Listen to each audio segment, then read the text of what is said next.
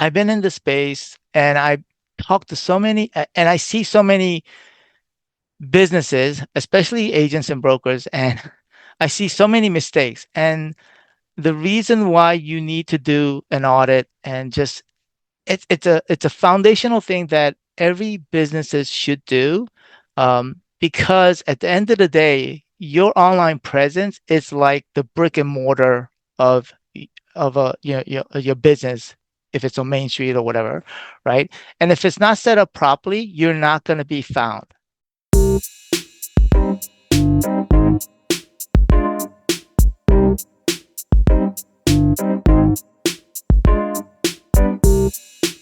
So, for those that don't know me, my name is Paul Kim. I've been in real estate space for since 2004. I'll make it short. And then I'm not a licensed agent, but I'm a an investor.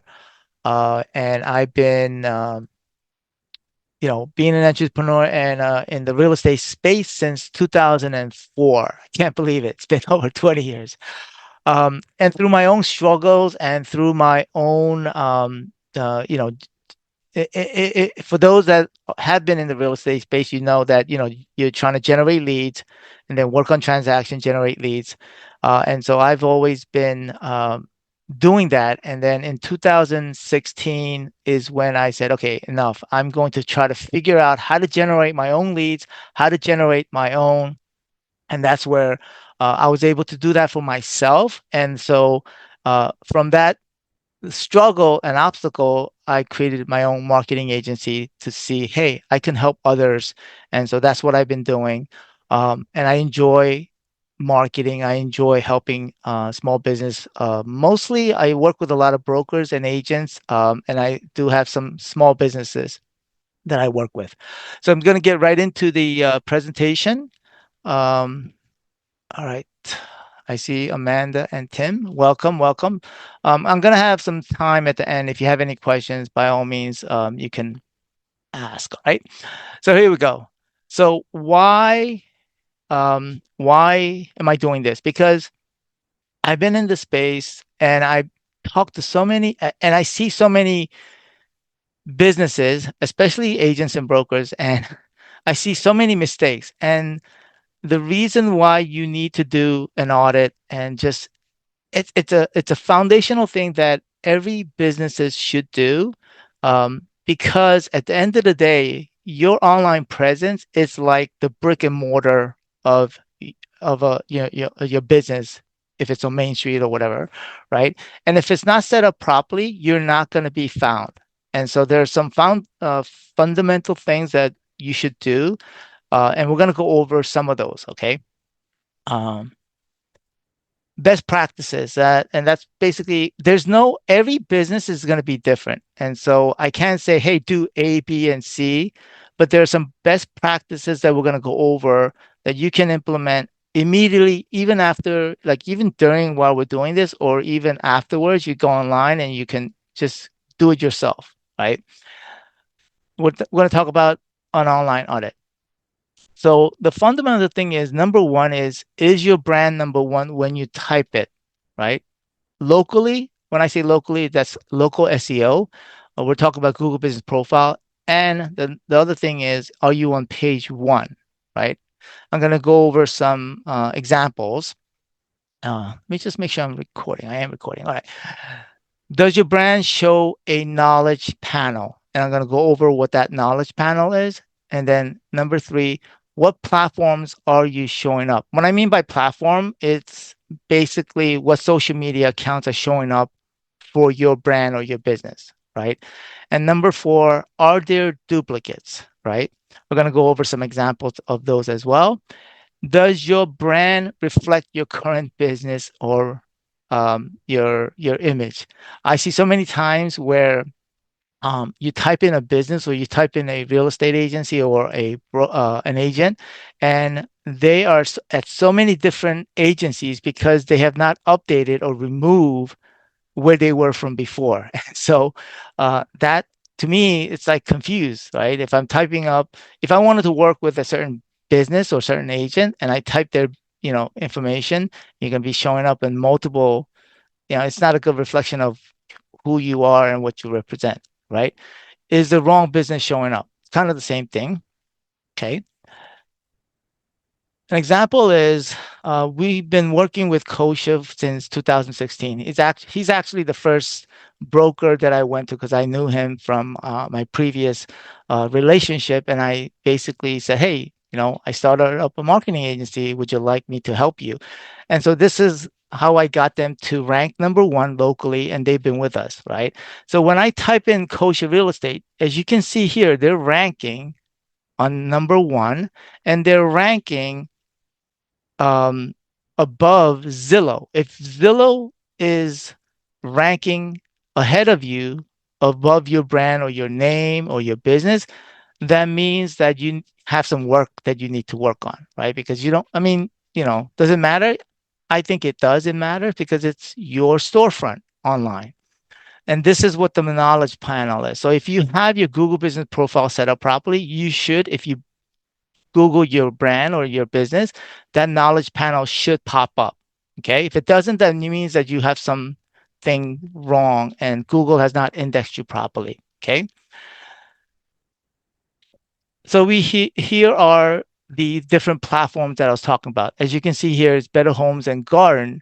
And they're one of the competitors of Kosha. I'm not really because Better Home and Garden is a franchise, right? So they have different I guess they have different locations, right?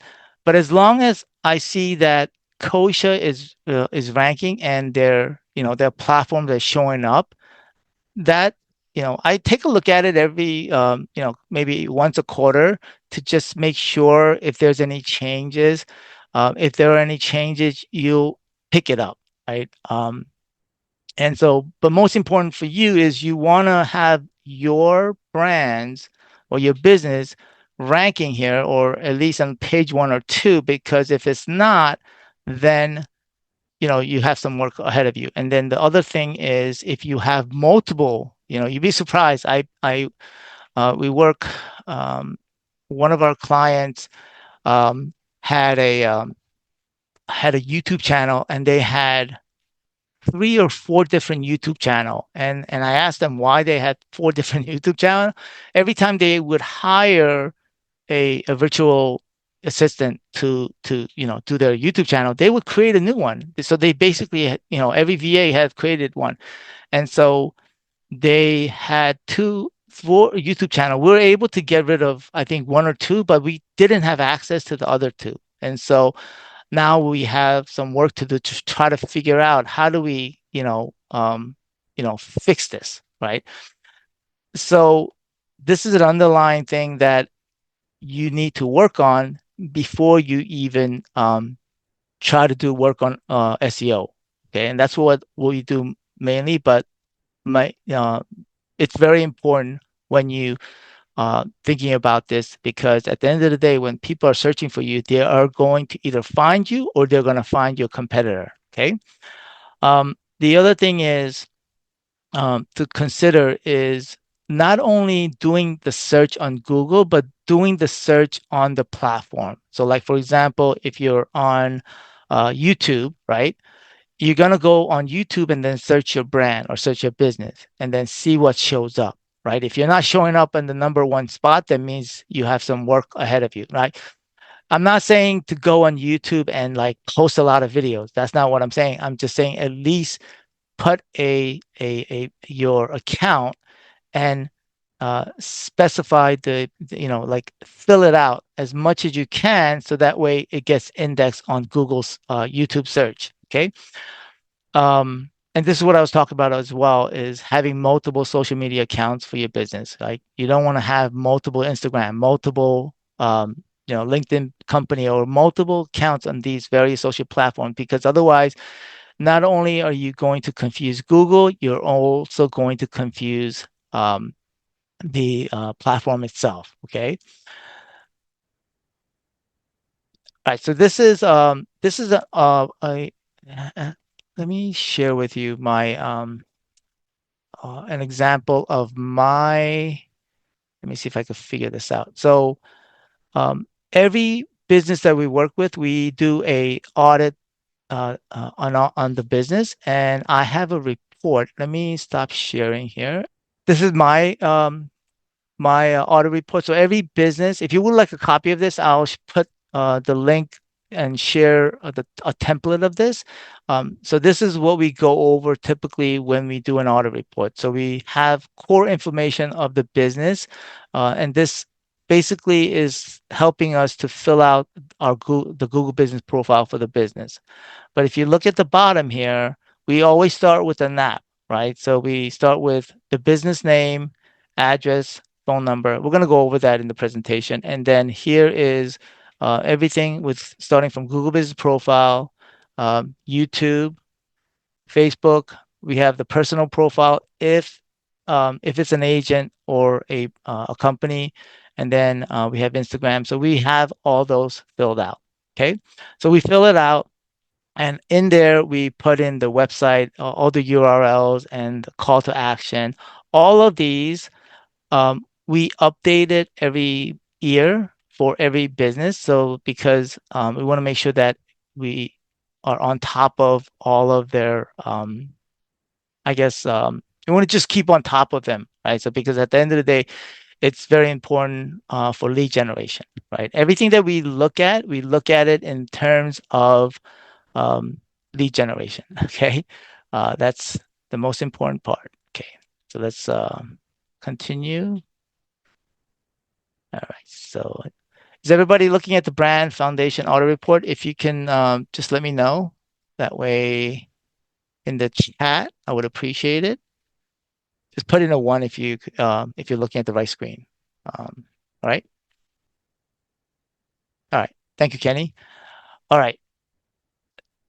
Let's talk about the importance of NAP. Okay. For local SEO, right? We're not trying to rank and beat Zillow, right? In order for you to beat Zillow, or for that matter, if you're trying to compete with a major competitor that's putting in a lot of money for SEO, it takes a lot of money, right? It takes a lot of because there's a lot of stuff that needs to be done. But for local SEO, it can be done, right? We have a lot of agents that we work with that are beating some major players because of what they're doing in local SEO, right? And local SEO starts with what's called NAP, name, address, and phone number.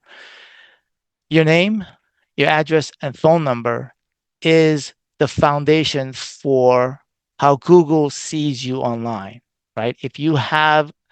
Um, if your address and your phone number is different on your social media accounts and it's not the same as your website, that's going to confuse Google, because what Google is doing is it's basically, you know, tying you to an entity and then the name, address, and phone, and it's linking all of those together. And if you have a missing piece, then Google is not going to recognize you, right? And that's including your YouTube channel, your Facebook page, your Instagram account. All of those are connected. Okay. Another thing I want you to understand also is that you have two separate. If you are an agent and you represent or you own a brokerage, your your uh your brand as a person is different from your brokerage or your agency, right? And so you have to decide also which one you're going to work on, because it's very difficult to work on both of them at the same time, right? So it's not, you can throw money into whatever, but you got to work one thing at a time, right? If you're an agent or if you're a business, then you just have to work on one. Whereas if you own a brokerage, then that's a whole different story. Okay. All right.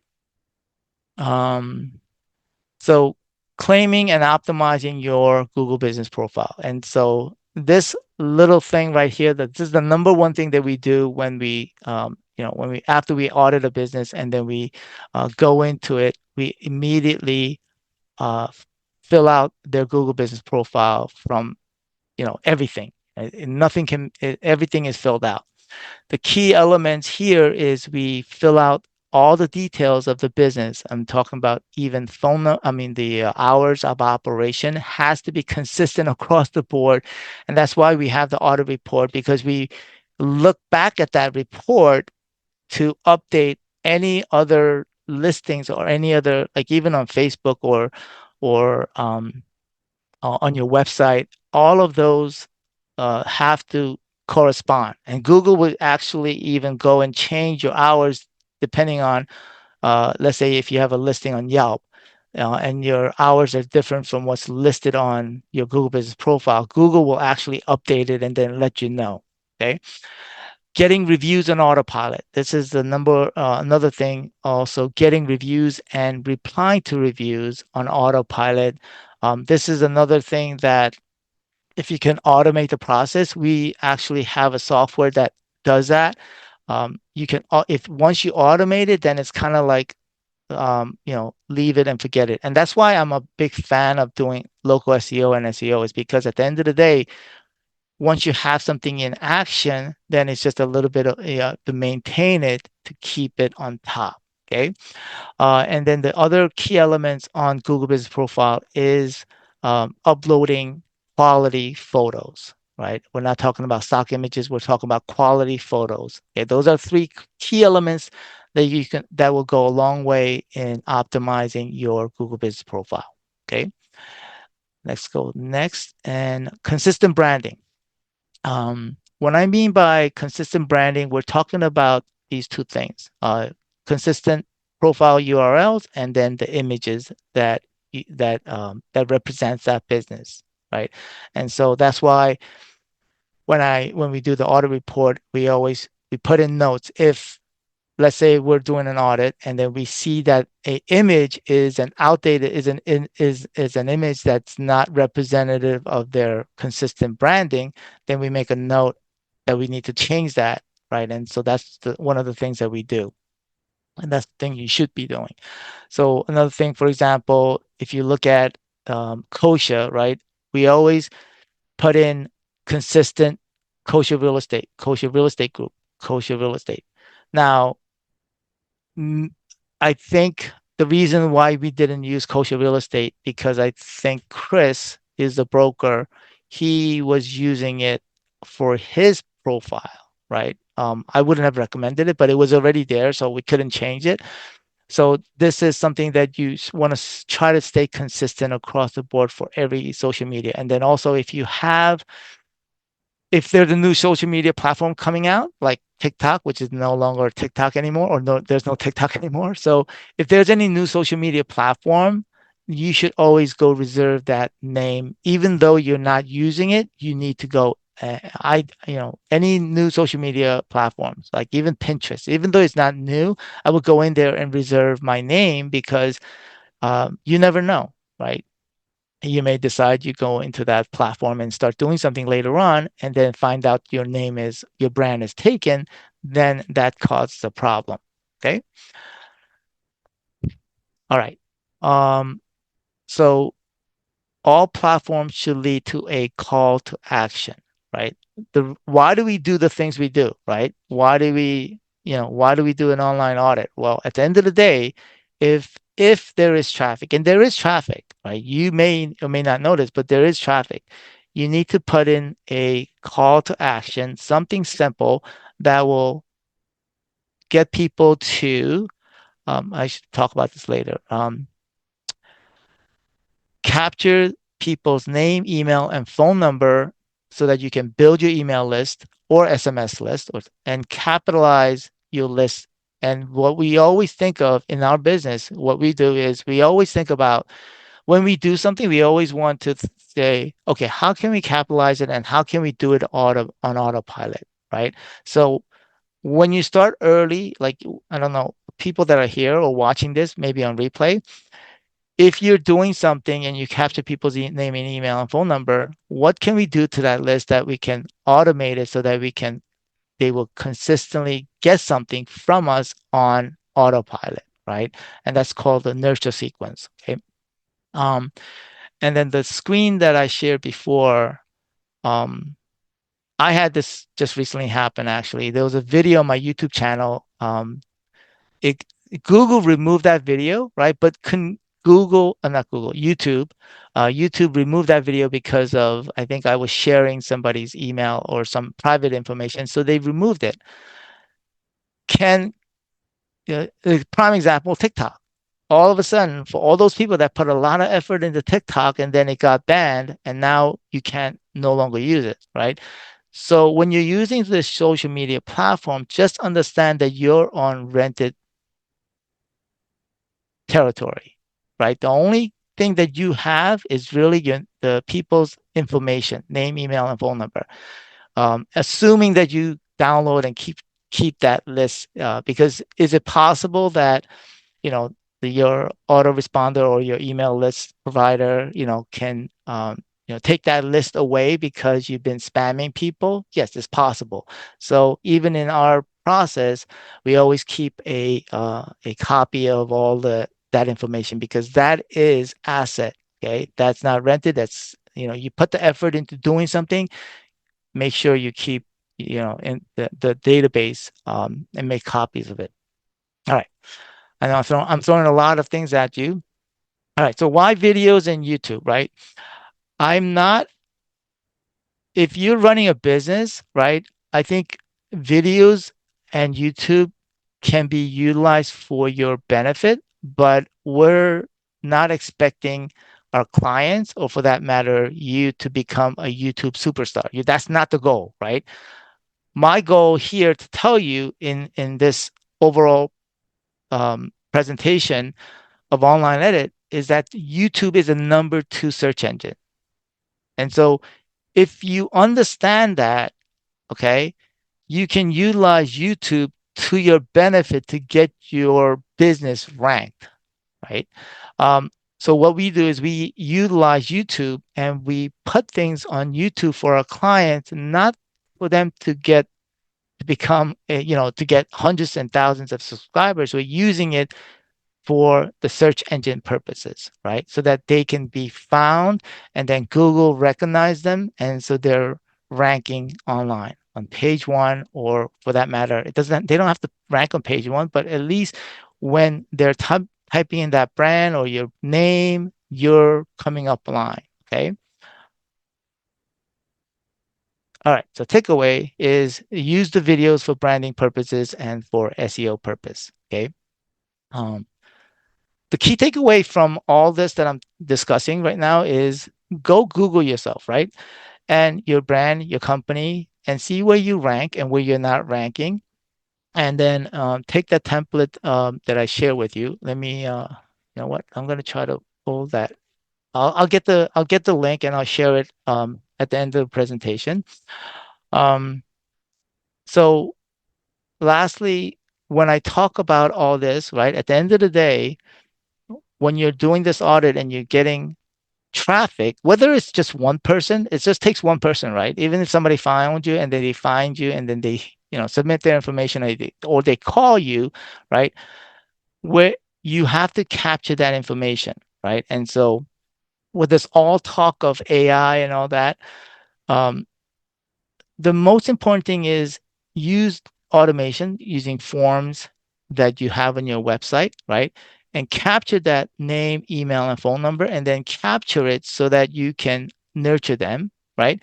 And then use automations to get Google reviews, right? So typically, in a business, people finish a transaction or people purchase from you, right? And then just automate sending out a Google review, right? And then use AI. We use AI to reply to reviews. So a lot of the businesses, we have an author down this. I think they get a review at least one a day, right? Or two a day, right? And even if they got a review one a day, right? Like somebody has to go reply to it. And in the world of Google Business Profile and local SEO, reviews and replying to reviews are content to Google, right? So it's important to reply to them, and not just a thank you for your positive review. This review AI, I'll show you an example of a business and their review, and I'll show you after this. Um, the AI replying to these reviews, it's when I first implemented it, I was pretty fast. I mean, it was pretty phenomenal. Okay. And then using AI to interact with potential clients. So I have some businesses that say, "Oh, I don't know if I feel comfortable having AI," but it's an opportunity for people to, interact when they come to your website or when they come to you. How can you use this automation to get, because if they're not interacting with you, they're going to go to the next person, right? So you want to be able to capitalize on that. Okay. All right. So this is the proven method that we've have been using for the past, since for the past 8 years. No, is it 8 years? 2016 for yes, for 8 years. We use local SEO and Google Business Profile to get ranked.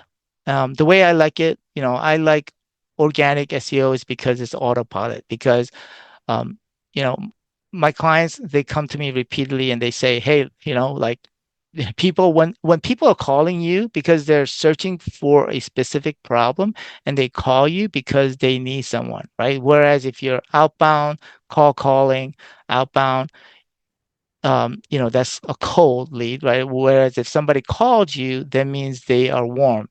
They've either saw you online through Facebook, they saw you on YouTube and watched you, and they said, "I like you, I want to work with you," right? And I like what you have to say, and so that's, you don't have to do a lot of selling, right? Um, and then any information or emails that you capture, if you set it on autopilot, what does that mean? Well, you create a 12 email set of emails. And so once you capture that information, it just automatically sends them those 12 emails on autopilot, right? Typically, we would do like 3 weeks, 3 or 4 weeks on autopilot and send it to them. And then the video with YouTube, we're looking at it for multiple purposes, long-term, organic SEO, and then also on autopilot. All right. And that's pretty much it. I have my contact information if you want to scan that in. Um, is there any questions that anybody has? I know everybody's time. I know everybody has a business, so I know everybody's busy. So let me stop share. And if anybody has any questions, let me share with you here. I'll show you Google Maps. I think here's one of our orthodontists, right? So if you look at, they get more reviews on their Middletown, right? So I just want to share with you. So this is AI. So what we did was they get a lot of reviews. I know real estate agents, for those that are here that are agents, you may not get a lot of reviews, right? You may get, one per closing, right? Another tip for those agents out there, you don't have to ask your client. You can potentially ask your mortgage people that you work with, your title companies. They can write a review for you, right?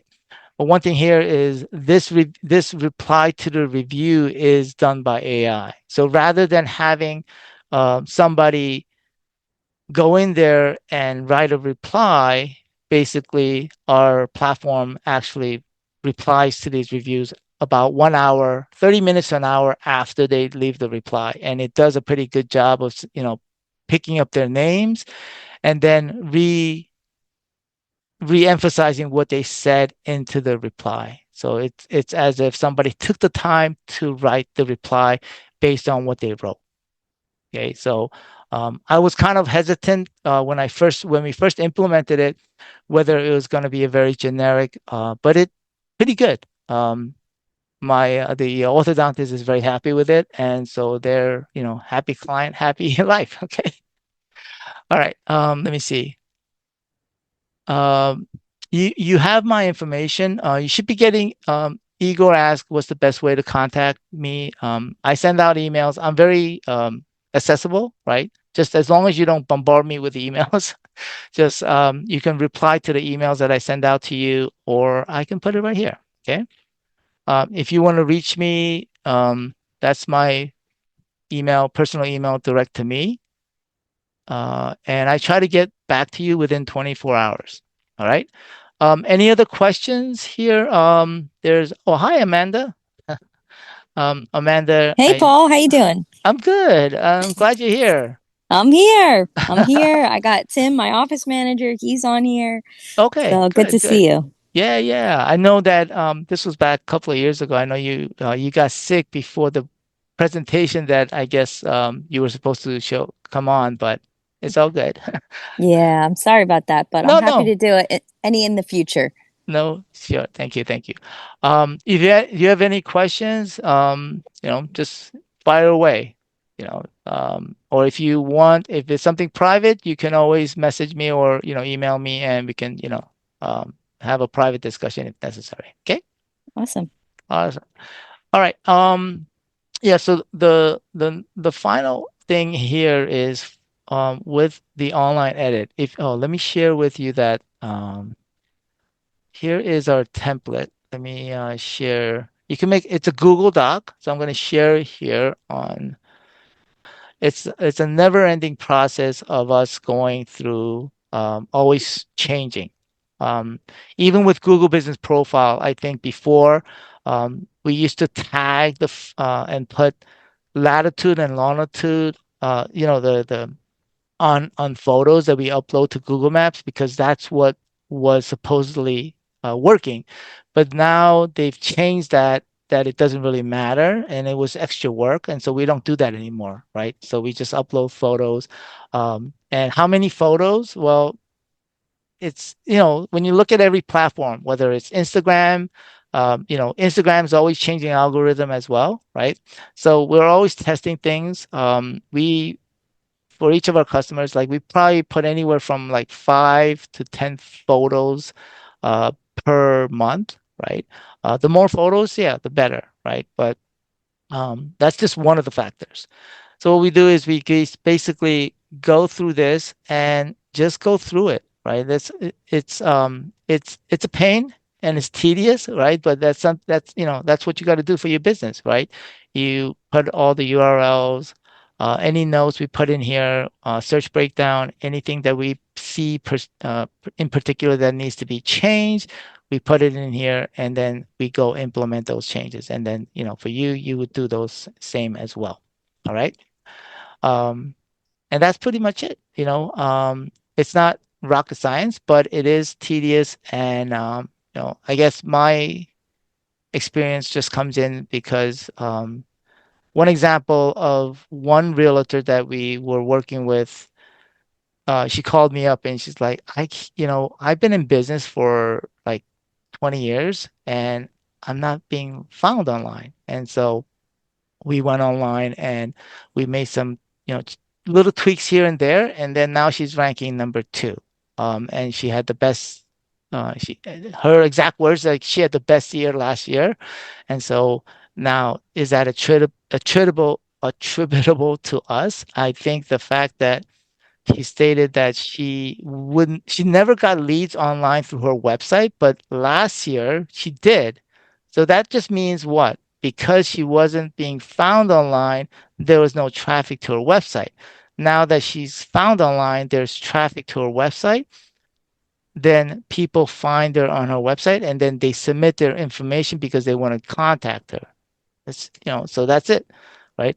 At the end of the day, you can increase more traffic by what? Organic or by paying ads, right? That's pretty simple in the marketing space.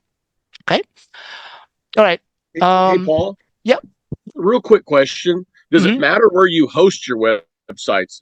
Google versus GoDaddy versus anybody else out there? Does that make a difference? so it doesn't make a difference, per se. Well, let me rephrase that. Okay. You said you're an agent, right? Real estate agent, No, right? no, no. I'm an No. investor. Okay, you're an investor. So it doesn't matter, where, yes, it does matter because your host is where, for example, like in the investor space, right? Let's say your name is, what's it, Kenny, right? Let's just say KennyL.com. That's your website, right? Right. you can host that using a hosting domain or in what I like Carrot website because Carrot is specifically for investors, right? Right. So Carrot is now hosting your website, right? And so that's your host, right?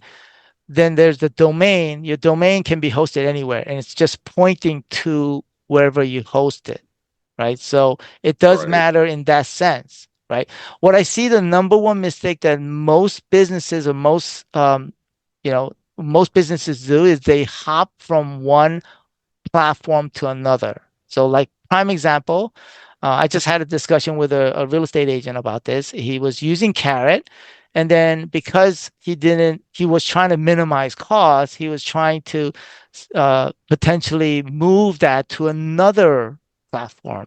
And when you do that, you're basically killing your SEO, what you've done before, and you're starting from point zero. I see this repeatedly every single time, a lot with among the real estate space, where they, in order to minimize or save that extra couple of $100 or extra money or whatever that money is, and they would go from platform to platform to platform. And you're killing yourself if you spent any money. If you haven't done anything with it, that's a whole different story. But this agent has been working with us for the past like 2 years, and we've built up some, equity in the SEO. And now he's coming back and saying he wants to switch, right? And I said, no, you can talk to Carrot, but I'm telling you no, right? I'm talking to him as a consultant and advising him not to do that, but he wanted to get the advice from Carrot as well, so he called the platform, right? Any platform that you go to, they're gonna want you to come to them, right? At the end of the day. But you have to understand that, it's like I analogize it. If you opened up your storefront on 123 Main Street, and then you decide you want to move to 123 Central Street, right? If you don't tell anybody, right, everybody knows that you're on 123 Main Street, they're gonna go there, right? And then they see you close, and then what? Right? Right. So it does matter where you host it, but the most important part most people don't do is that they get a website and they don't do anything with it, right? If you don't want to do anything with it, that's fine. Just get the cheapest, whatever's out there and just put the necessary information. But if you get a platform that has some, bells and whistles, then utilize it and do something with it for the long term, for the website. Um, Okay. I hope that answers your question. Yeah, no, that makes sense. Thank you. Okay. All right. Very good. All right. On that note, I made this short and sweet. I'm gonna be doing more of these webinars in the future. Basically, now I have some time, not necessarily time, but I just want to share some of the knowledge, and I'm going to be doing these monthly, maybe once or twice a month, sharing some information about what we do in our business. And I hope you can join us.